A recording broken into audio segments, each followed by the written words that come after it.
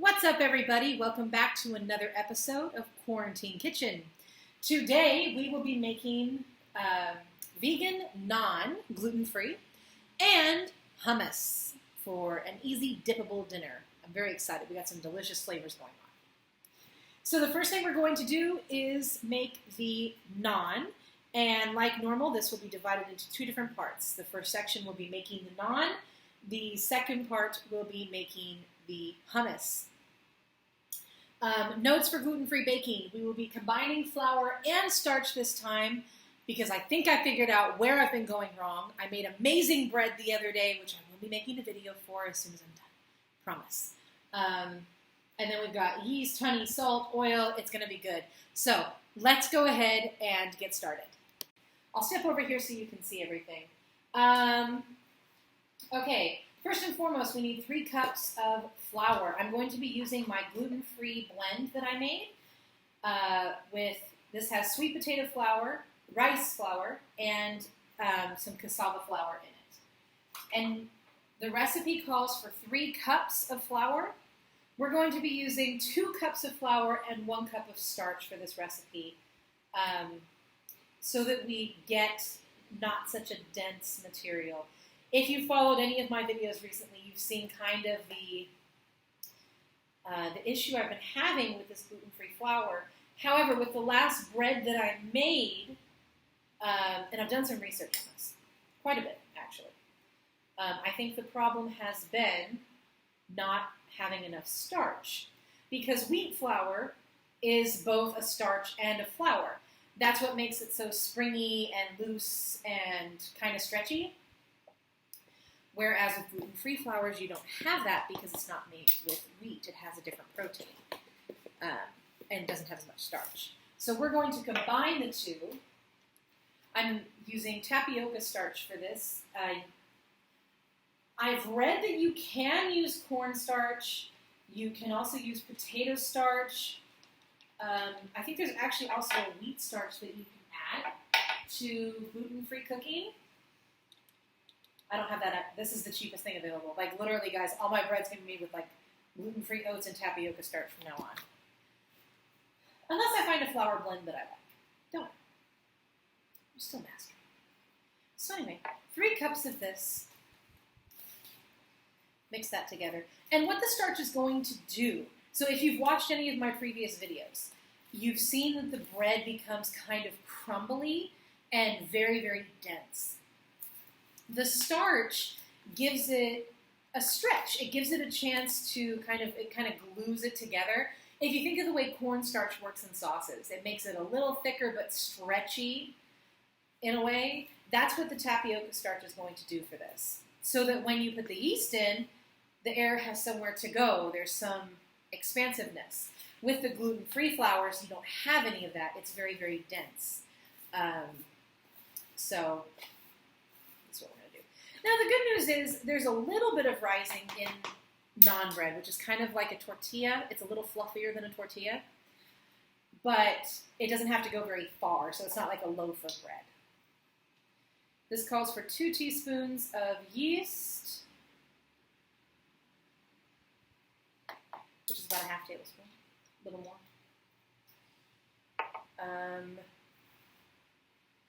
And then we're going to add in the salt.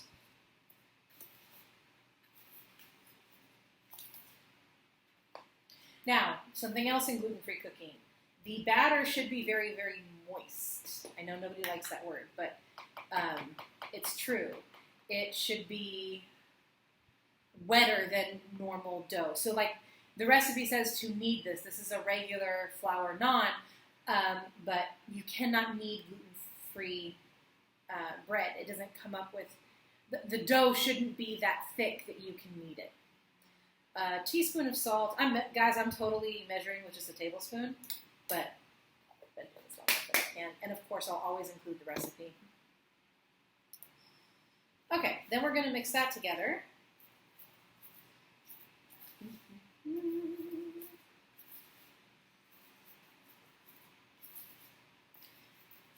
We're also going to add air to it by mixing it or sifting it. Sifting it would be a good idea. But get some air into the flour. Okay, then the next thing to do is add the maple syrup and about a cup and 2 tablespoons of warm water so that it'll have a chance for everything to, I'm not using maple syrup, I'm reading. I'm not using maple syrup, I'm going to be using mulatto de cana. What you need is a sugar so that the yeast has something to eat off of because yeast is a live culture. So using sugar would work, using honey would work, using maple syrup would work. This is mulatto de cana. It's completely plant-based, so this is vegan. If you are not vegan or you don't have a problem eating honey, you can use honey or maple syrup. All of those things will totally work. So we're going to add those together, mix it together to make a nice dough-ish ball, and set it aside to rise. So I'm going to heat up a cup and 2 tablespoons of warm water. Not hot, but warm. Okay, now we're going to add in the water and the tablespoon of mulatto de cana, maple syrup, honey, whatever sweetener you are using for this. And it's not to sweeten the dough. The dough should not actually be sweet. This is to give the yeast something to eat. That's all it's for. And then we're going to mix all of that together.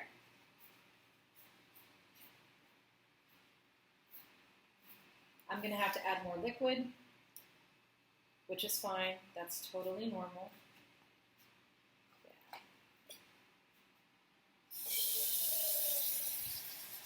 It's probably double the recipe with liquid.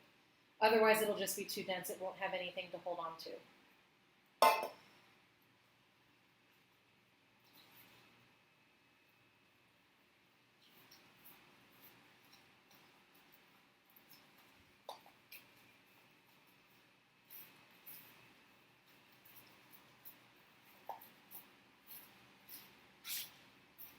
I can't wait until I'm done with this flour recipe that I've got. Yeah, oat flour is going to be the way I'm going to go from now on. I may mix in some like sweet potato, but the cassava flour that I've been using needs to go away. I'm not the only one either. I have another friend here who also does gluten-free cooking, and she also agrees that the cassava flour combined with rice flour makes it so dense it becomes like a Play-Doh, and nothing has that beautiful risen texture that we want in our bread. This is better than normal, but it's still pretty bad. So with your gluten-free blend, you may have to add a little bit more liquid. Probably not as much as I had to, because I'm using that stupid flour blend that I was like, oh, yeah, you're so intelligent, look at that. It just didn't work. So anyway, it should be goopy, like for real. It should be runny. If you're using regular flour, you should have a dough ball, like you would if you were making tortillas or bread. Like there should actually be a dough ball. As I'm not using regular flour, mine won't have that ability, but this should be loose enough if there's a place for it to go. It's still going to be good. We're still going to eat it. We're still going to dip it in some hummus. Okay, so now we're going to set this, we're going to cover this with a cloth and leave it for 30 minutes to rise. I do not expect there to be a lot of rising from the ashes with this, especially because I know how this bread reacts. But it should have some air in it. If it doesn't, oh well, we're going to have crepes. Not a big deal. All right, so I'll see you back in 30 minutes. Yeah, it didn't rise. I'm not surprised. Are you surprised? Really? I knew what I had. That's fine. Let the haters hate. I knew it wasn't going to rise. Like, I just knew that because of the stupid cassava flour that I'm so over. And it's all right. It's all right. So now, I put a bottle literally right in your way. We're going to kind of make a tortilla-like shape with this. I'm just using a spoon. I was going to use my hands, but then I decided that I could do it with a spoon and get just as frustrated. Stupid cassava flour, man. Everything. But I don't want to throw it away because it's still a valid form of flour. I should have floured this pan. It's not a pan. What is it? It's a cutting board. Okay, hold on. Backtrack. Hold on. I know how to do this.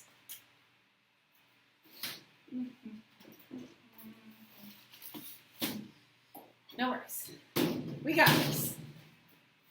Yeah. We're gonna put a little, I'm not gonna roll it out. I'm gonna use my hands. Like I had planned originally. Use up this stupid flour. Stupid flour. Okay.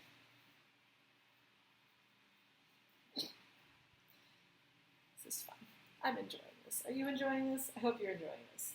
Okay, anyway. What is happening? We're going to, so you can't roll it out because it's not regular flour and it hangs weird. So we're going to try to make a tortilla looking shape and then we're going to heat it up on the stove. I bet that's about as good as I'm going to get until it starts to cook and hold together. Maybe I should just have done that in the first place. Push it out in the pan. It's all right, guys. It's going to be good. Okay, so now I'm going to heat this up until it's brown, flip it, and then when it comes out beautiful, because it will, I will come back and we'll do the next one. It's going to be gorgeous. It's going to be delicious and amazing, and you can stop judging me now, okay? I'll be right back after I flip this, and then when I know what I'm doing, I'll show you how to do it. Haters. Look at that. Look. Ha, ha, ha, ha, ha, ha. All right, that actually came out really good. We're going to top it with just a touch of butter, especially because it's hot. You can't see what I'm doing. Okay, so then, moving on to naan number 2. We've got a long way to go. Okay, I think what I'm going to do this time is I'm going to oil the pan first. Not a lot, just a little. And then rinse and repeat. We're going to push it into the pan. Just like we did. Because that came out awesome. You can't see what I'm doing.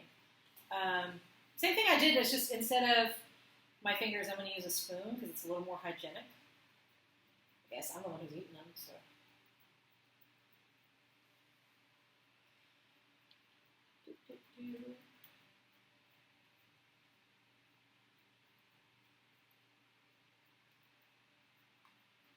Yeah, that's not working. All right. It's okay. I got one. I will get this one. I'm going to use my fingers to dab it down, heat it up. After a few minutes, it has a chance to stick together. Then I flip it just like a pancake. So one of these I'll record over here on the stove so you can see it. All right, here we go. I'm going to make some more naan, and one of them I'll record. Hopefully this one comes out good so you can see it. If not, I'll just delete it. Ha ha ha ha.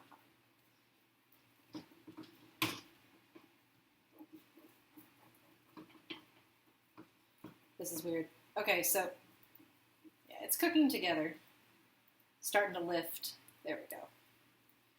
When it does, and I can get underneath it.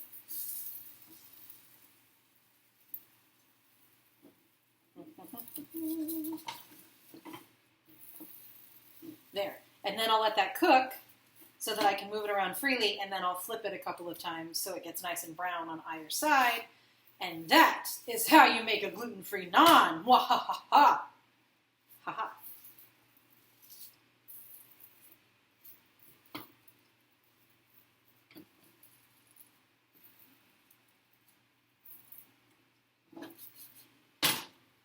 Let's see if I can, hold on, in case I mess it up. All right, let's see if I can do it. Ha ha ha ha! Dude, I love cooking, man. It's like my favorite thing in the world.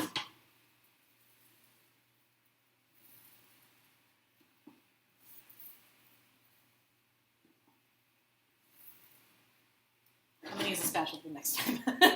But it was cool to get one on camera.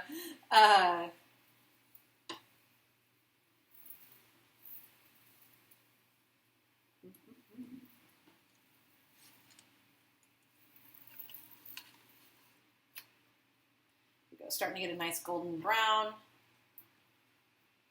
Okay, I'm going to let that sit for a few minutes. That is how you cook the naan. When it is nice and golden brown on both sides, then I'll take it off and put it on the plate.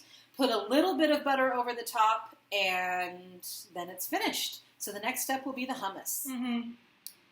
That happened. Look at your pancakes at the moment, but that is some beautiful naan bread. Look at this. Look. It's got that stretchiness and everything. Warm and buttery too. All right. So that was the naan bread. Now we need to get started with the hummus. Okay, here we are, and we are going to finish up by making the hummus. This is a super easy recipe to do, which is good because we love simple, easy recipes. That's like our favorite thing ever. Obviously, any good hummus recipe must have one 15-ounce can of chickpeas. I actually cooked these myself, so they didn't come out of a can. Then the next key ingredient is going to be lemon juice, about 1/4 of a cup. I'm going to use up the rest of this stupid lemon juice. Don't ever buy this. Like, ever. I'm going to use a little more than 1/4 of a cup because I really want to use up this stupid bottle. I'm so happy. So it's actually about 1/3 of a cup of lemon juice for this recipe on mine. 1/4 of a cup tahini. Make sure it's well stirred because it has a tendency to separate tahini from the oil. This is probably going to use up most of it, unfortunately. Tahini is not cheap here.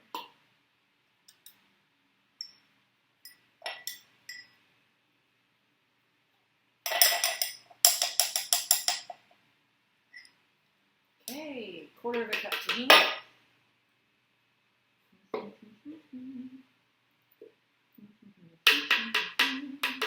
Okay.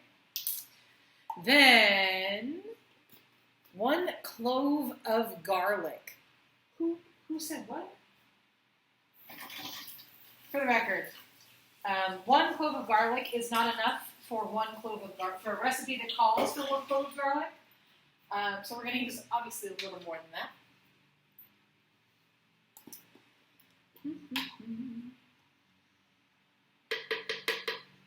It's got to have flavor. I mean, okay, 2 tablespoons of olive oil.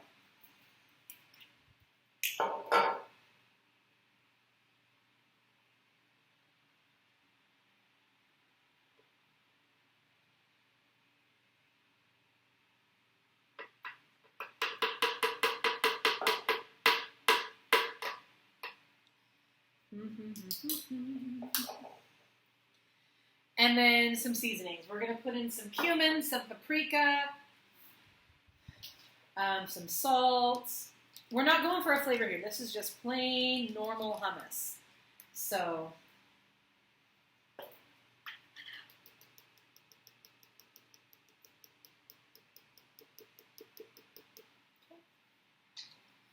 and then some salt. I forgot to grab that.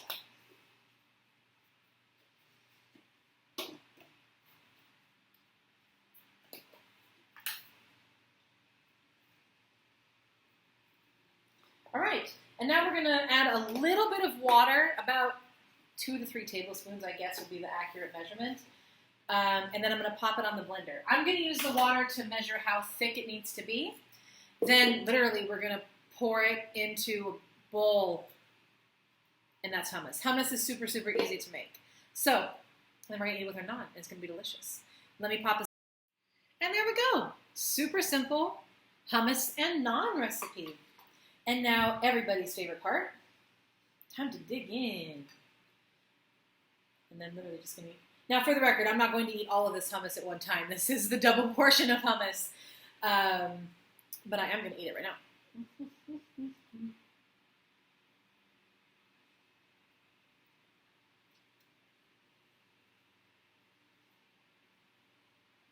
The texture of the naan is actually perfect for me.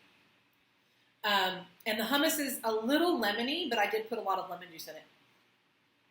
So I'm super happy.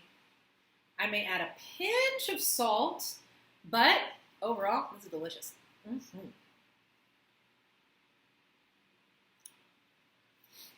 All right, everybody.